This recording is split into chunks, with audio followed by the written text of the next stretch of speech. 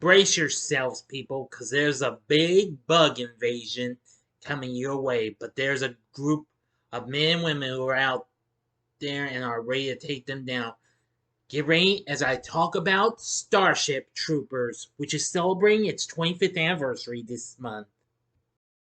Big D's! Entertainment rankings and reviews.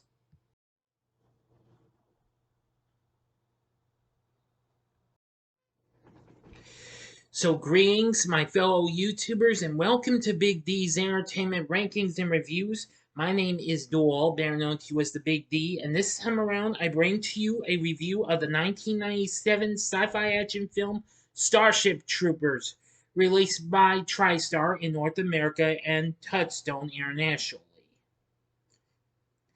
The film was directed by Paul Verhoeven, best known for bringing us RoboCop and Showgirls, and of course this was still before he did the Hollow Man a few years later.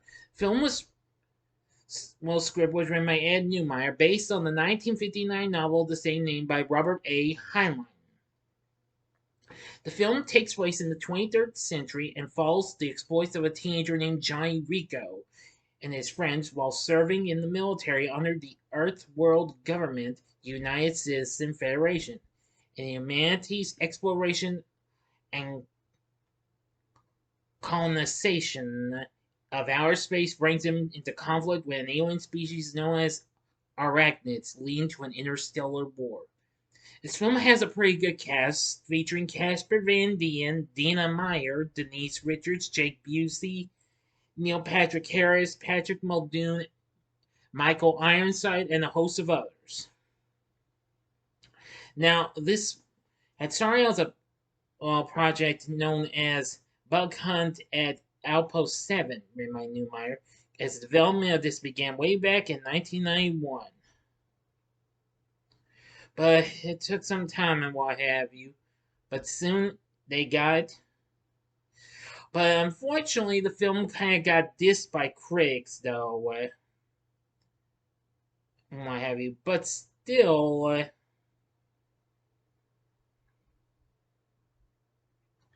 It became a cult classic. For now, let's get into our story, because I'm getting ahead of myself. In the 23rd century, Earth is governed by the United Citizen Federation, a military organization founded by generations earlier by the veterans after democracy and social scientists brought civilization to the brink of ruin. Citizenship is gained only through federal service, which grants rights restricted from ordinary civilians such as voting and breeding. Now spacefaring, humans conduct colonization missions throughout the galaxy, bringing them into conflict with a race of highly evolved insectoid creatures dubbed arachnoids, or derisively, bugs. Despite the protestations of his parents about the risk, teenage sports jock Johnny Rico enlists for federal service as a mobile infantryman to remain close to his girlfriend, spaceship fleet pilot Carmen Ibanez. Their psychic friend Carl Jenkins joins military intelligence, while Isabel Dizzy Flores, who is totally in love with Rico, deliberately transfers to his squad. Carmen eventually breaks up with Rico because their career paths separate them, as she has developed a mutual attraction with fellow pilot Xander Barkalow. During training, Rico impresses Drill Sergeant Zim, earning a promotion to squad leader, but makes a mistake during a training exercise, causing the death of one of his squad and the resignation of another, resulting in his demotion and flagellation. Rico resigns from the military but reconsiders after learning that an asteroid sent by the arachnids has destroyed Buenos Aires, killing millions, including Rico's parents. An invasion force is deployed to Clenatho, the arachnids' home planet, but the military intelligence underestimates the arachnids' defensive abilities, leading to thousands of troop deaths. Badly wounded, Rico is rescued by Lieutenant Jim Razek, his former high school teacher, but is mistakenly reported dead.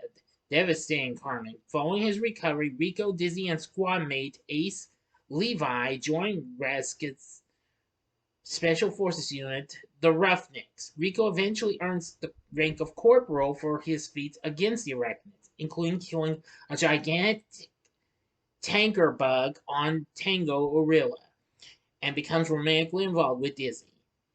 The Roughnecks respond to a distress call on Planet P where they reconnoiter. Um, if I mispronounced it, I do apologize, but let's continue. An arachnid ravaged outpost, but are quickly overwhelmed by the bugs. Karma and Xander recover the surviving Roughnecks by dropship, but not before Dizzy is killed and Rico is forced to enthusiast the mutilated Rescats. The group returns to the fleet assembled in orbit above P, where Dizzy is eulogized. Now I'm going to go ahead and get to the final act and ending, so that way it'll be much more longer and what have you. So, as always, you know the procedure for this. You have 5 seconds to stop this video. Go to the description box below and fast forward to the time below to avoid ending spoilers. If you've seen the movie already, please continue. Thank you, and here we go.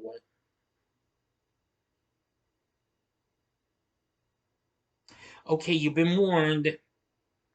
Jenkins, now a high-ranking colonel, explains the Roughnecks were deliberately sent into the trap, justifying it as a necessary sacrifice to prove the existence of a brain bug, an intelligent arachnid strategically directing the others. He grants Rico command of the Roughnecks and Field promotes him to lieutenant, ordering that he return to P and capture the brain bug. As the battle commences, Carmen's ship is destroyed by the arachnids, forcing her and Xander to flee in an escape shell that crash lands into an underground tunnel system.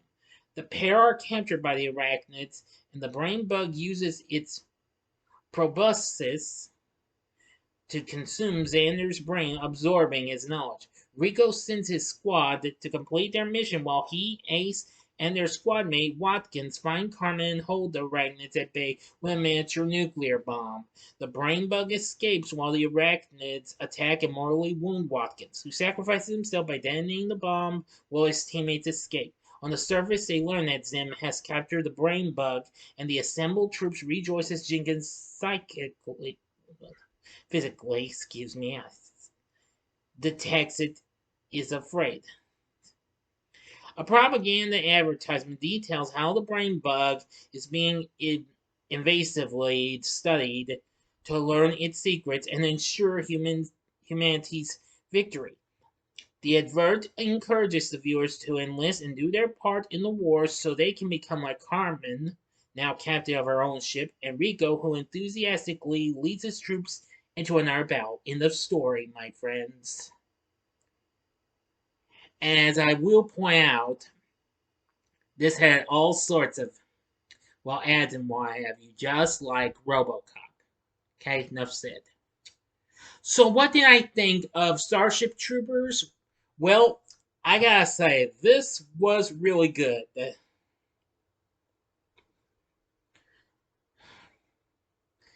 And I gotta say, it was a blast. I've seen it a few times, not as much as I want to, but when I first heard about this movie, I really wanted to check out, but I had to wait another year because I didn't really go to theaters all the time. And I finally caught it on pay per view and I watched it. And guess what? I really loved it. It was awesome.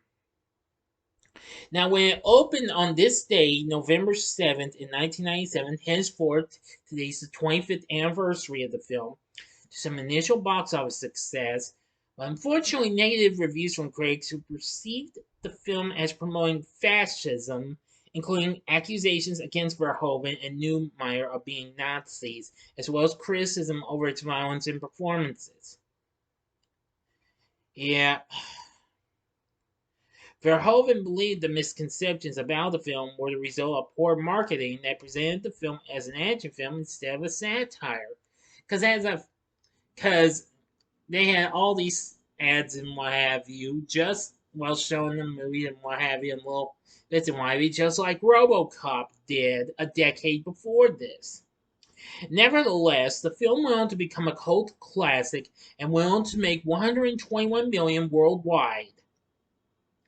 It would go on to have numerous sequels as well as computer animated films and an animated television series called Roughnecks, Starship Troopers Chronicles, which I've only seen a little bit of that, but I don't have much recollection on it though. There will also be video games, comics, and a variety of merchandise.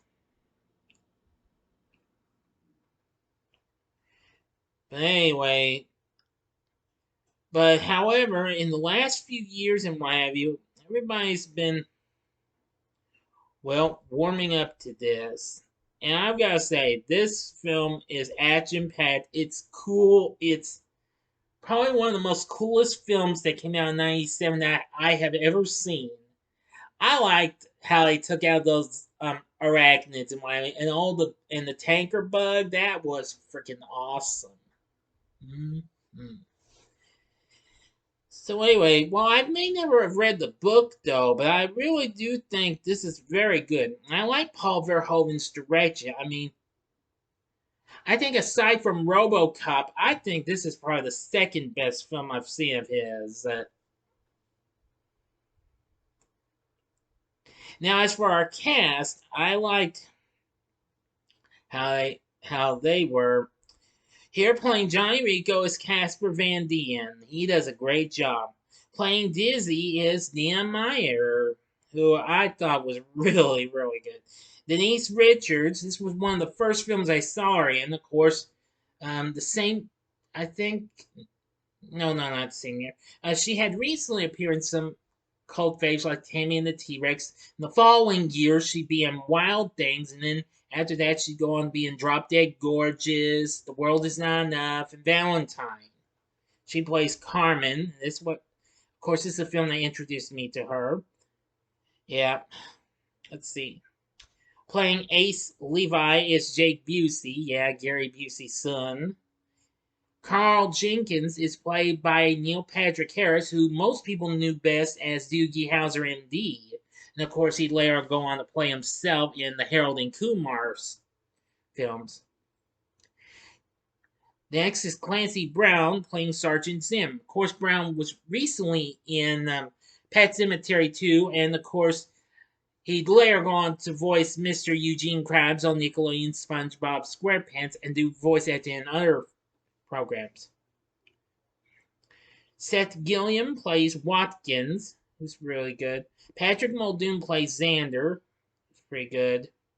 And Michael Ironside, who I've known him from lots of things, as Rescat. I'm sorry if I mispronounced it. We have lots of a host of others and what have you.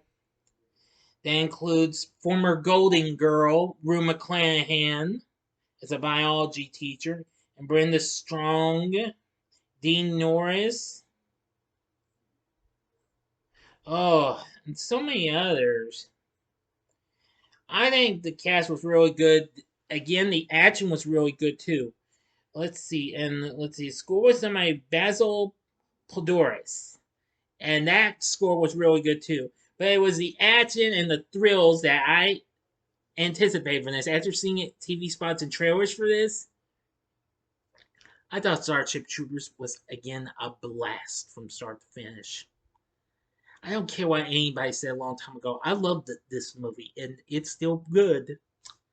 I have seen its two live action sequels. I haven't seen the other two films, which were computer animated movies, but one day I will review those. Stay tuned. But that'll probably be later on.